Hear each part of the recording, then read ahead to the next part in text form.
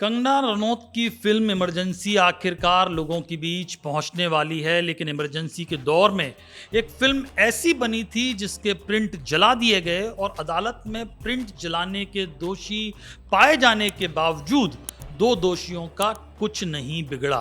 उल्टा निर्देशक ने इमरजेंसी के बाद अदालत में शपथ पत्र देकर कहा कि माई बाप गलती हो गई, मैंने गलती से शिकायत कर दी थी।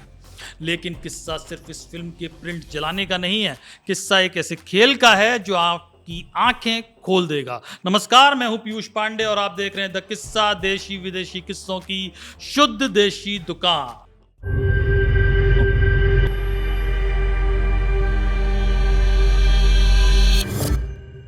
आज मैं आपको एक ऐसा किस्सा सुनाऊंगा जो हिंदुस्तान की उस हकीकत को उजागर कर देता है कि सरकार ही माई बाप है। जी हाँ, माई बाप। सत्ता सर्वोपरि है और सत्ता के आगे लोकतंत्र और संविधान जैसी बातें बेईमानी हैं।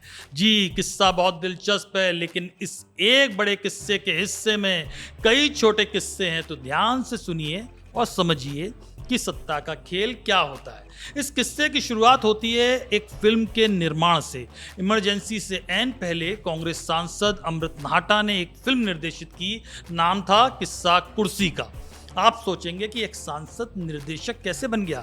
तो भैया बात ऐसी कि अमृत नाहटा का किस्सा ये कि वो फिल्म मेकर ही थे, लेकिन 1967 के चुनाव में कई फिल्म वालों को राजनीति में लाया गया और उसी दौड़ में, उसी भाग में वो भी पहुंच गए। बाड़मेर संसदीय क्षेत्र से चुनाव लड़े अमृत नाहटा और जीते भी, वो भी कांग्रेस के टिकट पर।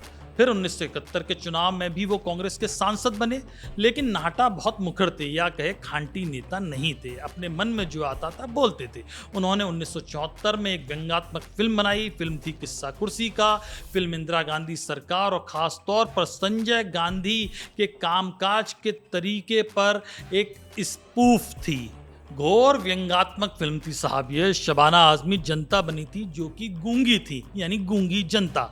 रेहाना सुल्ताना ने इंदिरा गांधी का रोल प्ले किया था। सत्ताधारी पार्टी का चुनाव चिन्ह कार था जो संजय गांधी के मारुति प्रोजेक्ट का मखौल था। कुल मिलाकर फिल्म में सरकार के कामकाज पर भयंकर कटाक्ष था।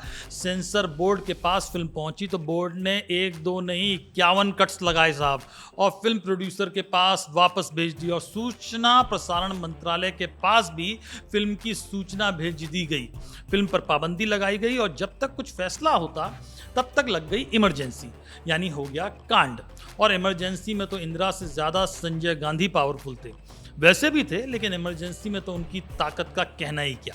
संजय गांधी को पता चला कि भैया उन पर एक फिल्म बनी है किस्सा कुर्सी का, स्पूफ है, तो उन्होंने वो कर दिखाया जो हिंदुस्तान के लोकतांत्रिक इतिहास में पहले कभी नहीं हुआ था।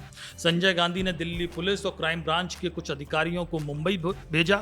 वो सीधे पहुंचे प्रभा देवी, जहां लैब में फिल्म के प्रिंट रखे हुए थे।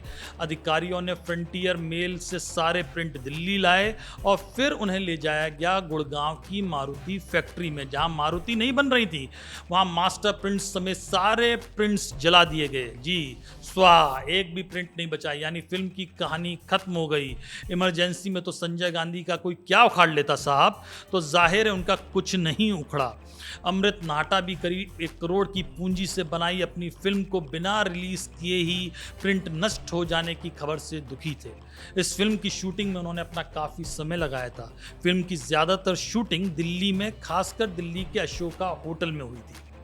खैर, इमरजेंसी हटी तब तक अमृत नाहटा कांग्रेस छोड़कर जनता पार्टी में आ गए थे और फिर लोकसभा सांसद भी बन चुके थे। अब उनकी सरकार थी। उन्होंने संजय गांधी के खिलाफ प्रिंट जलाने की शिकायत दर्ज कराई। 11 महीने तक दिल्ली के सेशंस और डिस्ट्रिक्ट कोर्ट में मामला चला और दिल्ली की सेशंस कोर्ट ने विद्याचरण शुक्ल यानी तत्कालीन सूचना प्रसारण मंत्री और संजय गांधी को 2 साल के कठोर कारावास और 25,000 रुपये एक को और दूसरे को 10,000 रुपये जुर्माने की सजा सुनाई। कोर्ट ने माना कि दोनों प्रिंट जलाने की साजिश में शामिल थे और इस दौरान दोनों ने कुछ और ऐसे कांड भी किए जो अपराध की श्रेणी में आते हैं। संजय गांधी ने लगातार कोर्ट की कार्रवाई को बाधित करने की कोशिश की।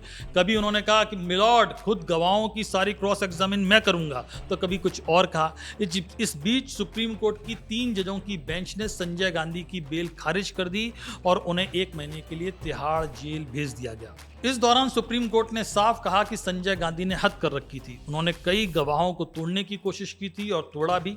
यादव जैसे गवाह हॉस्टाइल भी हो गए, लिहाजा बेल खारिज की जाती है ताकि वो ऐसा आगे ना कर पाए। लेकिन फिर कुछ दिनों बाद संजय गांधी और विद्याचरण शुक्ल जेल से बाहर आ गए।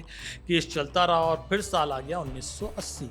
इंदिरा गांधी फिर पीएम बन गई और संजय गांधी बन गए अपने आप सबसे पावरफुल आदमी। आलम यह कि सीबीआई के जिस अधिकारी एनके सिंह ने किस्सा कुर्सी का केस की जांच की थी, उन्हें सरकार में आने के 15 दिन बाद अचानक एक दिन अरेस्ट कर लिया गया। अचानक एक दिन 2 जीपों में बंदूकधारी कई पुलिस वाले पहुंचे एनके सिंह के घर और उनसे गुड़गांव चलने को कहा। उन्हें कोई लिखित आदेश दिखाने को कहा गया तो उन्होंने मना कर दिया और फिर उन्हें कुछ दिन तक हाउस अरेस्ट रखा गया। संसद तक मामला उठ गया तो तत्कालीन गृह मंत्री ज्ञानी जेल सिंह ने कहा NK Singh had not been arrested but merely taken away for जानकारी। कुछ दिन बाद उन्हें छोड़ दिया गया, लेकिन मैसेज क्लियर था, जो हमसे टकराएगा चूर चूर हो जाएगा। लेकिन किस्सा कुर्सी का किस्सा यहीं खत्म नहीं हो जाता। सरकार बदल गई तो अमृत नाटा के होश भी फाख्ता हो गए। 1980 में वो सांसद भी नहीं रह गए थे। उन्हें मालूम था कि अब उनका जीना मुहाल है, तो भाई ने वही किया जिसे लेकर कहा जाता है कि समझदार वैसा ही करते हैं। अमृत नाटा ने शिकायत वापस ले ली। उन्होंने एफिडेविट दिया, कोर्ट में कहा कि उन्होंने कोर्ट को गलत जानकारी दी थी और ऐसा उनकी जानकारी में हुआ ही नहीं, कि संजय गांधी ने ही प्रिंट जलवाए हैं। जब शिकायत करने वाला ही कुछ नहीं कह रहा हो तो बेचारा सुप्रीम कोर्ट क्या कहे। सुप्रीम कोर्ट ने संजय गांधी और विद्याचरण शुक्ला को इस मामले में बरी कर दिया। जिन 3 जजों की बेंच ने संजय गांधी को सजा सुनाई थी, उनमें से एक बेचारे ON वोहरा साहब को कीमत भी चुकानी पड़ी और उन्हें दिल्ली बेंच में स्थायी पोजीशन देने तक से इनकार कर दिया गया। वैसे मजे की बात यह कि अमृत नाटा ने जनता पार्टी की सरकार बनने के बाद फिर इस फिल्म को बनाया था, यानी दोबारा ये फिल्म बनी, जिस फिल्म में राज बब्बर नहीं थे और 1-2 किरदार बदल गए थे। बाकी कहानी लगभग वही थी, लेकिन उस वक्त भी सेंसर बोर्ड ने फिल्म को सीधे सीधे सर्टिफिकेट नहीं दिया था। तब सेंसर ने 25 कट्स लगाने को कहा था। खैर, फिल्म रिलीज हुई, लेकिन 1 हफ्ते भी कायदे से चल नहीं पाई, यानी फ्लॉप हो गई। किस्सा कुर्सी का सबसे बड़ा किस्सा ये कि इस फिल्म के साथ जो कुछ हुआ, उसके चलते अरसे तक भारत में इमरजेंसी को केंद्र में रखकर कोई फिल्म बनी ही नहीं। और क्या संयोग है कि इमरजेंसी पर जब इमरजेंसी नाम से ही फिल्म बनी तो उसे एक सांसद ने ही बनाया है। जी, कंगना भी अब सांसद हैं और उसकी निर्देशक भी हैं। वो भी रूलिंग पार्टी से संबद्ध हैं, लेकिन दिलचस्प है कि अपनी ही सरकार में फिल्म रिलीज कराने में उनके पसीने छूट गए। अजीब विडंबना है कि अमृत नाटा ने अपने करियर में 3 फिल्में बनाई, लेकिन किस्सा कुर्सी को बनाने के बाद वो फिर कोई फिल्म नहीं बना पाए। उनकी बनाई 2 पहली फिल्में थी, संत ज्ञानेश्वर और रातों का राजा। अमृत नाटा का 2001 में निधन हो गया था। अब सवाल है कि कंगना रनौत क्या इमरजेंसी के अनुभव के बाद, यानी इमरजेंसी फिल्म के अनुभव के बाद, क्या कोई फिल्म बना पाती हैं या नहीं बना पाती है। उम्मीद है आपको ये किस्सा दिलचस्प लगा होगा, कुछ नई जानकारियां मिली होंगी। अगर आपको किस्सा पसंद आया तो हमारे चैनल द किस्सा को सब्सक्राइब कीजिए, इस वीडियो को शेयर कीजिए, लाइक कीजिए। मुझे दीजिए इजाज़त। नमस्कार।